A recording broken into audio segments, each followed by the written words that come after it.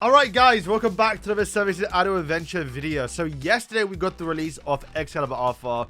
I gotta try and pronounce the name properly because I keep saying Chaos Alpha. I'm just so coded from Grand Cross, right? I gotta say, man, his model in game looks sick. I haven't seen his animation just yet. And if you're wondering, this is a day later. Normally, and I think for the first time in over a year of covering this game, I didn't showcase the character on the first day. There was two main reasons. One, I had already pre-recorded the video and I was quite tired yesterday, so I didn't bother. But also, I wanted to wait one day because the last character we got that I think I kind of like overshadowed a little bit was Hauser, because I tried him out in other contents, which is not where the character was being made for. He was definitely made for knighthood bosses, and that's one thing I kind of overlooked, right? So I want to wait one day, see what the other top ranked players do and how they use his character to see if he actually is worth using, which I do think will be the case. I think he will be like a staple for actual knighthood bosses, but like if it's worth summoning, if you care for it, go for it. If you like the character, go for it. But I don't think he's going to be like a must-have for everyone if you just don't care about Night bosses. But of course, the main thing as well, especially, is in 2 weeks' time, we should be getting a new festival character, which I'm thinking might be Purgatory Barn. I think I already thought it was going to be Purgatory Barn. And the fact that we got Alpha, which notoriously released 2 weeks before Purg Barn and Grand Cross. Hey, it might be a pattern to take notice of, right? So we'll see then. Also, he's a blue tank, so I might try him out in base defense, because him and, like, Derry could be quite fun.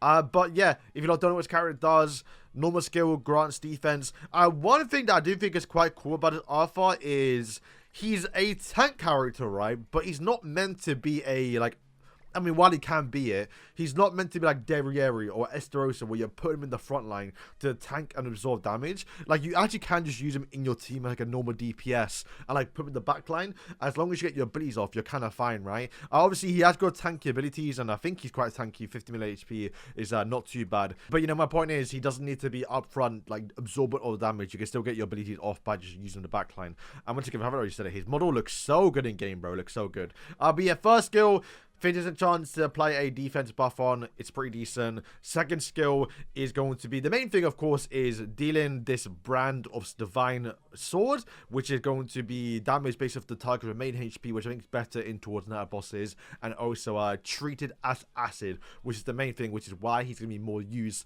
when you have to bring characters that have to apply acid in night bosses. And it can't be cancelled, which is like, okay, sure, is a good thing. You also get energy as well. It's AoE, so you can use it in more content as well.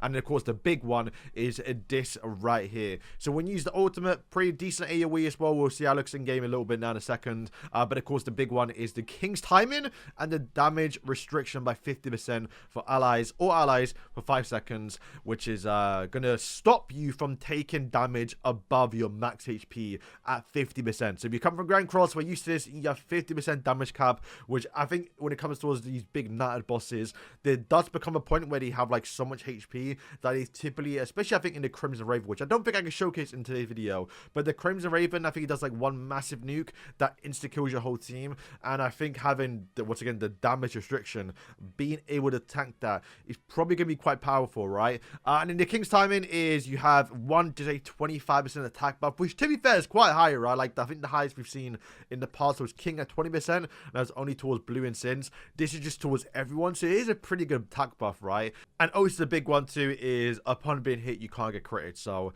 there's to be fair, quite a lot of use for this one, right? He's got 30 range, he's up front, he's up close. His attack speed's quite low, but once again, you're not really using it for an actual DPS character, so you're not really too worried about it.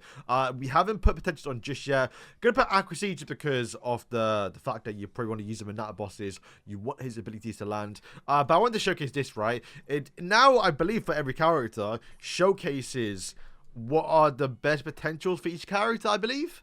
So we would go towards like the one escalator, for example, go on potentials. You can see what people are doing, which is attack, crit damage, and crit chance. Never do crit chance, so it's attack and crit damage, right? Which is like something like this, basically. For the sake of today's video, we're gonna do for accuracy. Maybe later on, you might want to go towards like a bit more HP as well. It's just because low dupe level wise, we make sure we land our abilities, right? Alright, let's see what he looks like in-game, because I've not actually used him just yet. Bro, he might be one of the coolest models in-game. I don't know what it is, man. It looks so cool. Alright, so he's got his little slam down. Does he have his little death pecker? How's it look? TV, I should probably put him in front. Okay, so he does. Alright. So it's not as flashy as it is in Grand Cross or like just a series itself. One of the cooler things about that move, right, was he does like the sword twists it and like you see all the past kings behind him. It was so cool in Grand Cross, I can't lie. Did he die? I mean, 2,001 Nightmare.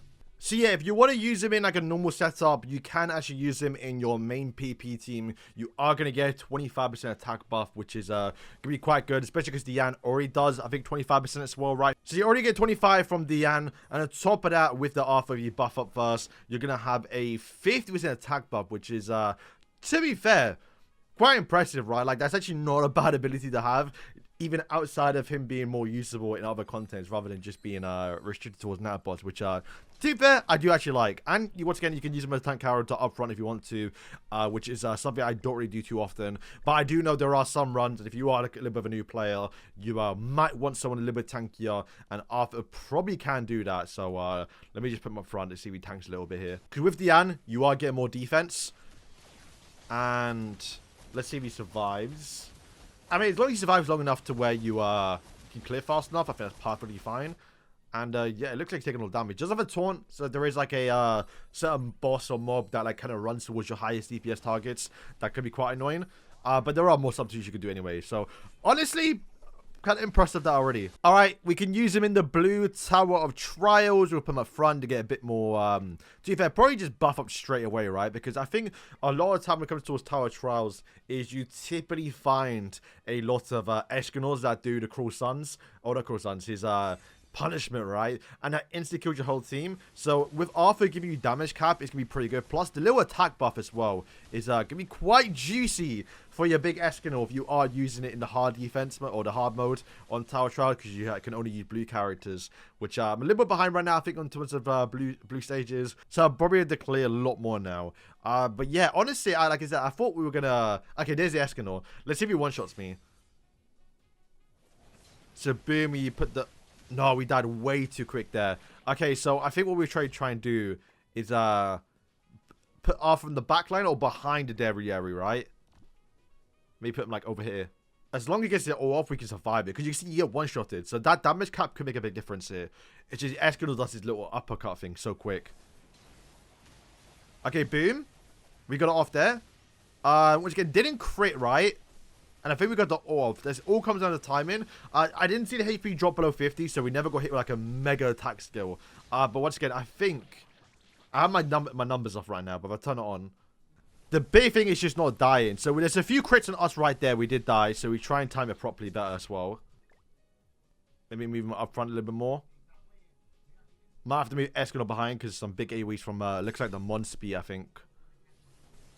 Get the boom. So now we take less damage, so we're not instantly dying. So you know what? You're seeing a use there. I think we did drop below 50% there, and we heal it back up as well. But you see, like the crits they do, especially on some big ultimates, is absolutely crazy. So getting that actual like where they can't crit you and the damage cap. Oi, it's kind of sick actually. I thought he might just be only usable on night bosses, but I'm seeing the value. Like he's. Might even must have a little bit for Tower Trials. Obviously only for the actual hard stages, but even in normal you could probably still use him. And then even in towards like normal stages, you kind of just don't mind throwing him in. Look, a lot of crits there, but then boom, we applied the ultimate, so we're not getting critted, and we are now with damage cap as well for 5 seconds. I like him. I like him.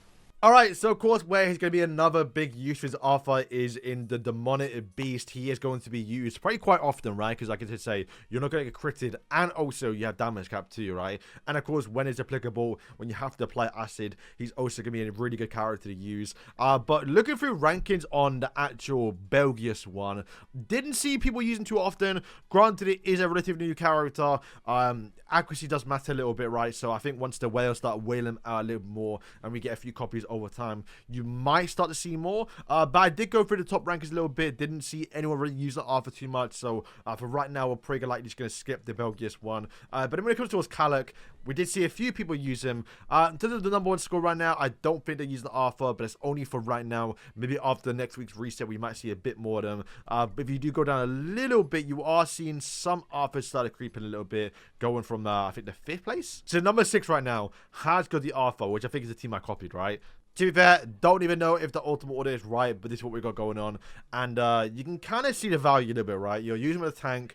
It'd be harder to showcase it in this mode a little bit, but it's more so just the fact that you don't get critted and just applying all those buffs, right?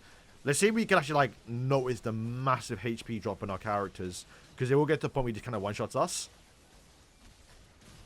So, boom, we're stunning, we're going crazy. And then, normally about the 3k mark is where I start to die, the 3 mil. So, we have the ultimate on. He's dying first from the looks of it. He's tanking, to be fair, so that's a good thing. Okay, so now he's just dying. Can we get that off? Okay, we got that off. No HP drop just yet. He's doing more single target, I think, from the looks of it. To be fair, we actually just did, we kind of survived the threshold of HP.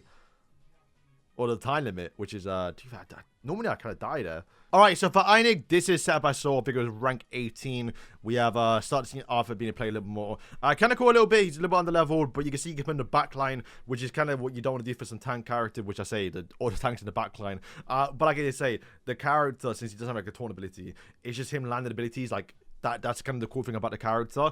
But yeah, from my testing with this team right here, this is setup I got going on. Once again, I don't even know if it's the right ultimate or rotation.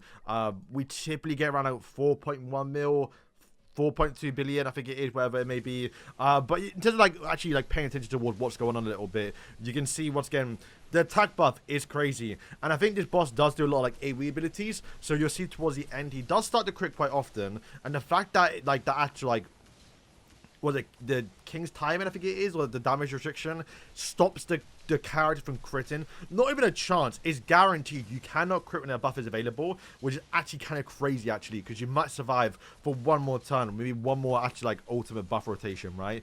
So we are dying, unfortunately, but I think once again we might have survived like less without him. So you see right now we're doing our highest score. If we're like a bit more like count-wise CCU, we probably would have got another Ocho break, and then probably even got above 5 million billion actually. So 4.6. So you can see right now we kind of take Arthur out and then maybe put it in a let's just probably put in Deanne, right? Because you're in a way kind of getting the same amount of buffs in terms of stats. And kind of watch this one now. You'll probably see the boss crit a lot more often, right? So he's gonna miss right now until we build up the stats. Okay, so 1 to 3 mil. So we're about to break. Yeah, so we just get one banged. TV, I don't think he even critted odds, but in terms of like tanking the abilities, he just kind of one-shots quick. TV, it's still not even a bad score. That's kind of what I mean by like I'm not like, too upset or too crazy about like Nato boss characters. You get a little bit of difference. TV, I'm sure at the higher rank it probably make a massive, massive difference.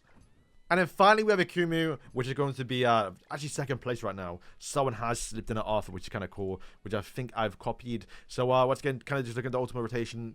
I think it might be the go-to. I'm not entirely too sure. Let's see if he can get a high score. I haven't done my run just yet, so I don't even know how the difference is. Has got a lot of AoEs though. I think this one does have like some pretty big like AoE slams that typically one-shot. So maybe having the damage resistance might be decent. TV is barely doing any damage. We might end up running out of time here. Okay, big ult from Escon off the looks of it. Let me see Escon's damage. Wow, okay, that's crazy. I mean, at this point, yeah, we're kind of only right now using him for the little attack buff, basically, right? Yeah, we actually ran out of time.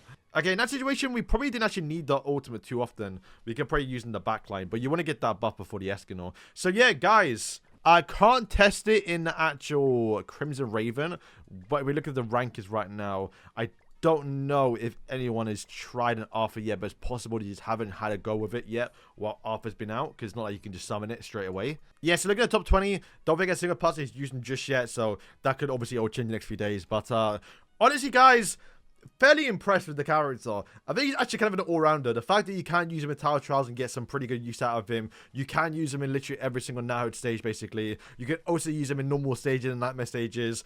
And then also, we haven't spoken about it, but I might try like another video later on. I guess you could use him in Lab Summer Dungeon. Why not? We haven't used him in PvP. Typically, you get one-shotted almost straight away. So we'll see right now if putting Arthur in the first slot makes a difference. I've got the off, so we don't get one-shotted. It's hard to tell, right? But I think he might be decent as well in PvP. It just depends if you get one banked or not. Okay, so boom, we use it straight away. Stops the damage, and we get the actual... And he can't crit. To be fair, I can see him being really good in PvP too, you know? Like, they can't crit me at all. Okay, we'll go against almost 1 T higher than us, right? Escanor, we buff it straight away. Can't get critted. My game froze. Okay, to be fair, I did see the HP drop. We actually survived the damage cap. And to be fair, almost won in a way. Wow, very, very close. Very, very close. Remember, the guy's 1T higher than me, basically. 900G. I did see the damage cap come into play there. To be fair, you lot didn't see it because I'm hiding it. My bad. If we replay it, you can see we applied a buff, and then boom, right there, the actual Luducio and Escanor, even though he died soon after it, they did drop below 50%. So that means they did reach the damage cap. So someone would have done above the damage, right? Which might have been like a berserk minute or something. But yeah. Hey, you can get use out of him. Plus, once again, the attack buff is crazy too. And you can't get critted. So I don't want to say he's a must summon, but honestly, I'm kind of been very surprised during this video. He's usable in everything. You get the attack buff whenever you want to use just an attack buff character in normal stages. Pretty decent in PvP from the little bit I just saw right there. The fact that you can actually see the value in the character. You're probably going to want him in every single night boss stage. And also, I haven't tried it just yet, but base defense part 2. We to be fair, it's been very easy to clear. You can do it literally just Derriere basically in like Estarossa. But Estarossa I think was a little bit lacking when it came towards Derriere. Derriere definitely did all the carrying. But like the main buffs you want to do when it comes towards your base defense is blue tank. And you can use another blue tank right now, so you can probably go crazy with it. He isn't a 10 commandment, so it's not going to be the same thing, but you can probably like use him in this too. So the fact you can use him in every single content is pretty decent actually. So yeah, take that as you will. So guys, thank you for watching this video. A little bit late, but I'm kind of glad we waited because I didn't want to make a preempt video and like not fully test out the character too much here. But yeah, alright, you know what? Pretty decent. We're probably ranking high in the tier list, which I haven't done just yet, but I'll probably do in 2 weeks time when we get our next festival character. He's actually pretty decent. So guys, thank you for watching, and yeah.